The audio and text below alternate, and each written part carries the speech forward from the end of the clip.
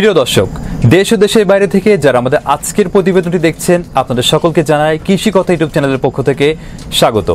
আজ আমরা এসেছি নারায়ণগঞ্জ জেলার রূপগঞ্জ উপজেলার রূপসী গন্ধর্বপুর গ্রামের মুফতি মাওলানা রিয়াজুল ইসলাম মাঝারি সাহেবের কালিম পাখি খামারে, যিনি কিনা বাণিজ্যিকভাবে কালিম পাখি চাষ করে সফলতা অর্জন করেছেন। আজ আমরা মুফতি মাওলানা রিয়াজুল ইসলাম মাঝারি ভাইয়ের নিকট থেকে কালিম পাখি চাষের পদ্ধতি, আয় ব্যয়, সুবিধা সহ টুকিটাকি সকল বিষয় সম্পর্কে জানার চেষ্টা করব। আর পুরো প্রতিবেদন জুড়ে আপনাদের সাথে আছি আমি শেখ শরীফ হাসান এবং ক্যামেরায় মাসুম বিল্লাহ। আসসালামু আলাইকুম, কৃষি কথা ইউটিউব চ্যানেলের পক্ষ থেকে আপনাকে স্বাগত। কেমন আছেন? ওয়ালাইকুম আসসালাম ওয়া রাহমাতুল্লাহি ওয়া বারাকাতুহু। আলহামদুলিল্লাহ ভালো আছি, আপনারা কেমন আছেন? আলহামদুলিল্লাহ আমরা ভালো আছি। আমরা জানি আপনি শিক্ষকতা করেন, কিন্তু শিক্ষকতার পাশাপাশি আর কি কি কাজ করছেন আপনি?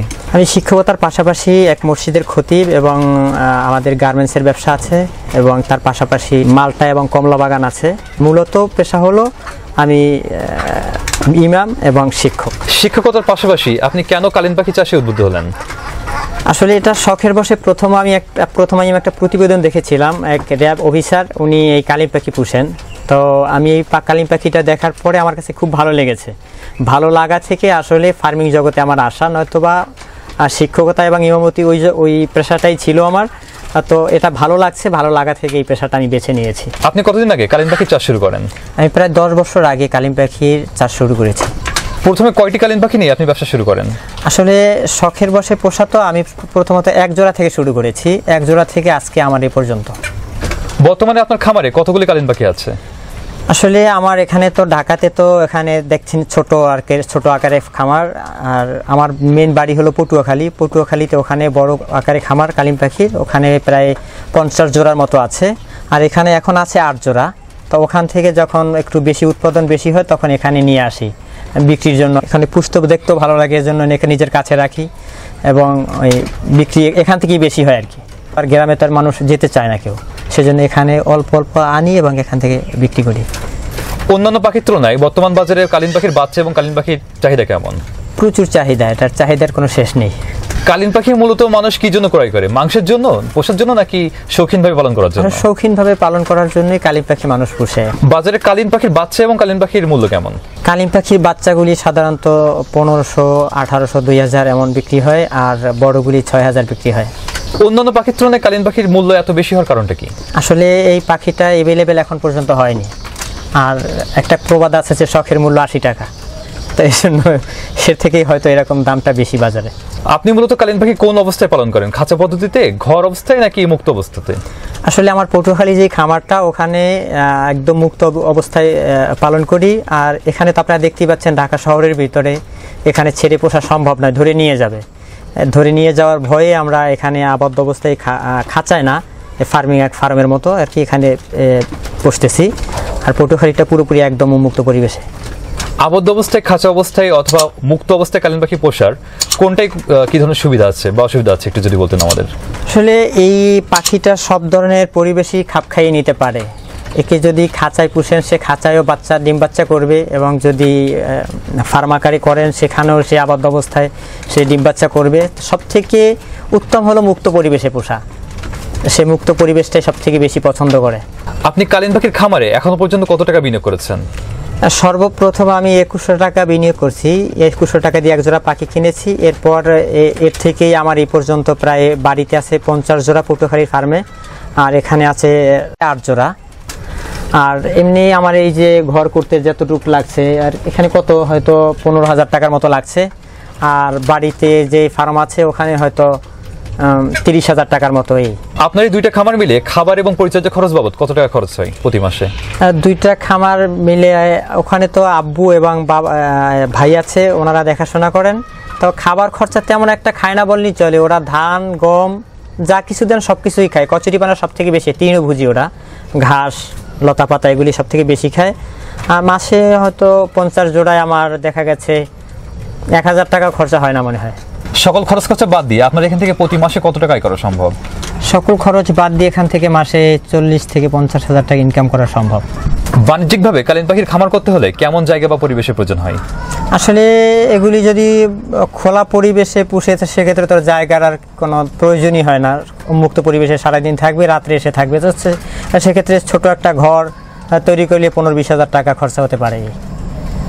অথবা যে যত জোড়া পালে তার ওই অনুপাতে আর কি জায়গা প্রয়োজন হবে। আশা করি আমার এই যে ঘরটা আছে এখানে 50 জোড়ার উপরে পালা সম্ভব। এখানেই নেট এবং বাঁশ দিয়ে যদি কেউ একটা ঘর তৈরি করে এটাই এটার জন্য যথেষ্ট। কালিম পাখির বিশেষ কোনো জাত আছে কিনা? কালিম পাখি বিশেষ করে দুটি জাত আছে, একটি কালো আর একটি এই যে বেগুনি কালার। সব থেকে এটাই বেশি আর কি, কালোটা বেশি দেখা যায় না। একটি পুরুষ কালিম পাখির সাথে কয়টি স্ত্রী কালিম পাখি রাখা যায়? আসলে ওরা জোড়া ছাড়া ডিম বাচ্চা করে না, ওরা জোড়ায় জোড়ায় ডিম বাচ্চা করে। যে একটা কালিম পাখির সাথে আর একটা স্ত্রীর সাথে একটা পুরুষ দরকার। কালিম পাখির বাচ্চা খামারে আনার পর থেকে ডিম দেওয়ার আগ পর্যন্ত কি কি পরিচর্যা করতে হয়? খামারে আনার পর থেকে পরিচর্যা বলতে আসলে ওইরকম কিছু নাই, কোনো ভ্যাকসিন নাই, এদের রোগ শোক ওই রকমের নাই বললেই চলে। মুরগির বাচ্চা যেভাবে লালন পালন করে একদম সহজ, এদের ওরকম কোনো পরিচর্যা করতে হয় না। মুরগির বাচ্চা যেভাবে সাধারণত লালন পালন করে দেশীয় মুরগি, সেভাবেই লালন পালন করা সম্ভব, একদম সহজ। যেগুলো সাধারণ খাবার ধান, গম এবং কচুরিপানা এগুলি সব থেকে বেশি খায়, এগুলি পরিচর্যা। স্যার বাহির আর এর কোনো পরিচর্যা তেমন কিছু দেখছি না আমি। আপনি কালিম পাখির খাবার দিনে কোন কোন সময় এবং কি পরিমাণে দেন? আসলে আমি দৈনিক একবার দিয়ে রাখি, সকালবেলা দিয়ে রাখি, আবার যখন শেষ হয়ে যায় তখন আবার দিই। বারবার এদেরকে খাবার দিতে হয় না। আসলে তৃণভোজী যেহেতু সেহেতু তারা ওই ঘাসটাই বেশি পছন্দ করে এবং ওটাই বেশি খায়, মাঝে মাঝে সে খাবার খায়। এরা কি মাছ খায়? হ্যাঁ জি, এরা মাছ খায় এবং যখন ডিম বাচ্চা করার সময় যখন হয় তখন আর কি বুঝে আর কি এদেরকে মাছ দেয়া হয়। কালিম পাখি সাধারণত কতদিন বয়সে ডিম দেয়? আসলে আমি তো শুনেছি যে 6 মাস বয়সে ডিম দেয়। আমি 10 বছর ধরে পুষতেছি, তো আমি আমার অভিজ্ঞতা থেকে দেখতেছি যে 1 বছর বয়স ছাড়া এরা ডিম দেয় না। এক জোড়া কালিম পাখি কত বছর বয়স পর্যন্ত ডিম দেয় এবং বছরে কয়টি ডিম দেয়? এক জোড়া কালিম পাখি বছরে 3 থেকে 4 বার ডিম দেয়। আমার প্রথম যেই জোড়াটা কিনেছিলাম 10 বছর আগে, এখন পর্যন্ত স্বাভাবিকভাবে ডিম দিয়েই যাচ্ছে। তো আমার সঠিকভাবে বলতে পারবো না আমার যে কত বছর বয়স পর্যন্ত ডিম দেয়, আমারটা এখন পর্যন্ত দিচ্ছে। সাধারণত কালিম পাখি একবারে কয়টি ডিম পাড়ে? একবারে 7টা 8টা 10টা 12টা পর্যন্ত ডিম পাড়ে। এরপর আবার দেখা গেছে কখনো কখনো ডিম রেখে আবার ওর ভিতরে আবার ডিম পেড়ে দিচ্ছে। আচ্ছা, এই সব কয়টা ডিমে কি বাচ্চা ফোটে? কিছু কিছু মিস হয় আর কি। কালিম পাখির ডিম থেকে বাচ্চা ফোটানোর পদ্ধতি কি? সাধারণত পদ্ধতি কয়েকটাই আপনি ব্যবহার করতে পারেন। এরা নিজেরাই ডিম পেড়ে নিজেরাই তা দিয়ে বাচ্চা ফোটায় এবং মুরগি দিয়ে ফুটাতে পারেন, এবং এখন তো বর্তমান আধুনিক যুগ, ইনকিউবেটরের মাধ্যমে আপনি বাচ্চা ফুটাতে পারেন। আর ইনকিউবেটরের মাধ্যমে বাচ্চা ফুটালে এটাই সবথেকে সুবিধা, এবং এই বাচ্চাগুলি তাড়াতাড়ি বড় হয় এবং আপনার ওই কালিম পাখিটা আবার মা পাখিটা আবার তাড়াতাড়ি ডিম পাড়া শুরু করবে। সেক্ষেত্রে আমি মনে করি এটাই বেটার। ইনকিউবেটর ডিম থেকে বাচ্চা ফোটার পর বাচ্চাগুলোকে কি কি ধরনের পরিচর্যা করা লাগে? ডিম যদি মায়ের সঙ্গে যদি ফোটায় সেক্ষেত্রে ওর মাই সব ধরনের খাবার খাওয়াবে। খাবার ওই ধান যেগুলো দিয়ে রাখা হয়, তাছাড়া ছোট গুঁড়া মাছ দেওয়া হয় ও সময়, এগুলি ওর মাই খাওয়ায়। আর যদি ইনকিউবেটরের মাধ্যমে ফোটান সেক্ষেত্রে লেয়ার স্টার্টার যেটা আছে, গুঁড়া পাউডার যেটা, ওটাকে হাতে ধরলেই ওরা নিজেরা হাত থেকে ঠোকরে ঠোকরে নিজেরাই খেয়ে নেবে। একটি পূর্ণবয়স্ক কালিম পাখির ওজন কেমন হয়? 1 কিলোর উপরেও হয়, কখনো হালকা বেশি কিছু হয়, 1 কিলোর নিচেও থাকে। কালিম পাখির বিশেষ কোনো রোগবালাই আছে কিনা, থাকলে তার প্রতিকার কি? আসলে আমি 10 বছরের ভিতরে এদের কোনো রোগবালাই পাইনি সাধারণত, আর এদের কোনো মেডিসিন ইউজ করতে হয় না। এরা স্বাভাবিক যেই প্রাকৃতিক যেই খাবারগুলি আছে এগুলি খেয়ে অভ্যস্ত, আর মারা যায় না। আমার ফার্মে এই পর্যন্ত কোনো পাখি মারা যায়নি।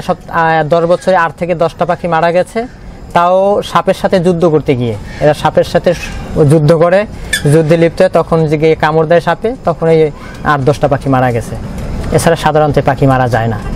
কালিম পাখির বিশেষ কোনো ভ্যাকসিন করা লাগে কিনা? আসলে যেহেতু রোগবালাই নাই সেহেতু ভ্যাকসিন আমি এই পর্যন্ত ইউজ করিনি, আর আমি এই সম্পর্কে জানিও না যে ইউজ করতে হয় কিনা। আমি ইউজ করিনি 10 বছরে। বছরের কোন সময় কালিম পাখি পালন ব্যবসা শুরু করা ভালো? আসলে এদের কোনো সময় নেই, সব সময়, মানে বছর যে কোনো সময় পালন করা যেতে পারে। যদি কেউ ছোট পরিসরে কালিম পাখির ব্যবসা শুরু করতে চায় তাহলে সে কিভাবে শুরু করতে পারে? যেহেতু আমি 1 জোড়া থেকে শুরু করেছি, আর সেখান থেকে আজ এ পর্যন্ত তো কেউ 1 জোড়া 2 জোড়া নিয়ে শুরু করতে পারে। সেখান থেকে আশা করি ইনশাআল্লাহ সে লাভবান হবে। দর্শক, আমাদের আজকের প্রতিবেদনটি যদি আপনাদের ভালো লেগে থাকে তাহলে ভিডিওটি লাইক ও শেয়ার করবেন এবং আপনার কোনো প্রশ্ন থাকলে কমেন্টে অবশ্যই জানাবেন এবং আমাদের সাথে থাকার জন্য কৃষি কথা ইউটিউব চ্যানেলটি সাবস্ক্রাইব করে রাখুন। ধন্যবাদ।